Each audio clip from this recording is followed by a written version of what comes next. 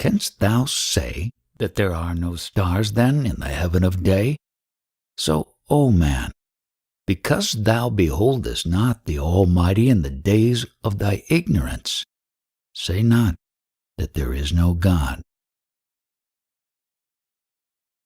As one and the same material, viz., water, is called by different names by different people, one calling it water, another vari, a third aqua, and another pani.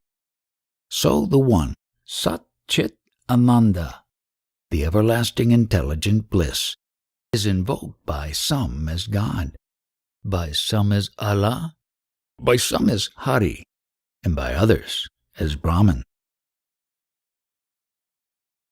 Many are the names of God, and infinite the forms that lead us to know Him. In whatsoever name or form you desire to call Him, in that very form and name you will see Him. As the same sugar is made into various figures of birds and beasts, so one sweet Mother Divine is worshipped in various climes and ages, under various names and forms. Different creeds are but different paths to reach the Almighty. As with one gold various ornaments are made, having different forms and names, so one God is worshipped in different countries and ages, and has different forms and names. God is one, but His aspects are different. As one master of the house is father to one, brother to another, and husband to a third, and is called by these different names by those different persons, so one God is described and called in various ways according to the particular aspect in which He appears to His particular worshipper. In a potter's shop there are vessels of different shapes and forms, pots, jars, dishes, plates, etc., but all are made of one clay. So God is one, but is worshipped in different ages and climes under different names and aspects. Man is like a pillowcase. The color of one may be red, another blue, another black, but all contain the same cotton. So it is with man. One is beautiful, one is black, another is holy, a fourth wicked, but the divine dwells in them all. It is true that God is even in the tiger, but we must not go and face the animal.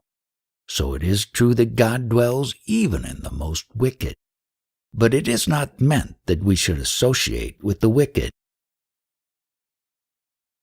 As one kind of water may be used for washing our feet, another may serve the purpose of ablution, and others may be drunk, and others again may not be touched at all. So there are different kinds of places. We may approach some, we can enter into the inside of others. Others we must avoid, even at a distance. Put the pot with its ingredients on the fire. It will be so hot as to burn your finger when you touch it. But the heat does not belong to the pot, nor anything contained in it, but is in the fire.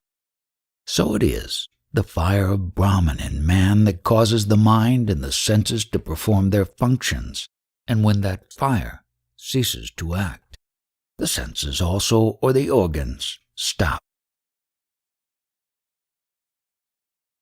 God tells the thief to go and steal, and at the same time warns the householder against the thief.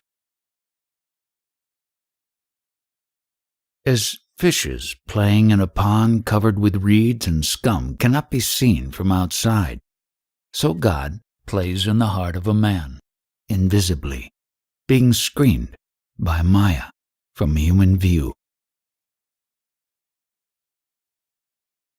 As a boy begins to learn writing by drawing big scrawls before he can master the small hand, so must we learn concentration of the mind by fixing it first on forms, and when we have attained success therein, we can easily fix it upon the formless. God is formless, and is with form too, and He is that which transcends both form and formlessness. He alone can say what else He is. As water when congealed becomes ice, so the visible form of the Almighty is the materialized manifestation of the all-pervading, formless Brahman. As the ice, being part and parcel of the water, remains in the water for a time and afterwards melts in it, so the personal God is part and parcel of the impersonal. He rises from the impersonal, remains there, and ultimately merges into it and disappears.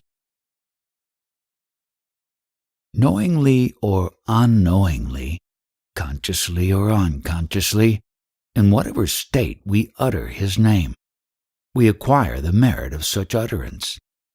A man who voluntarily goes into a river and bathes therein gets the benefit of the bath. So does likewise he who has been pushed into the river by another, or who, while sleeping, soundly has water thrown upon him by another.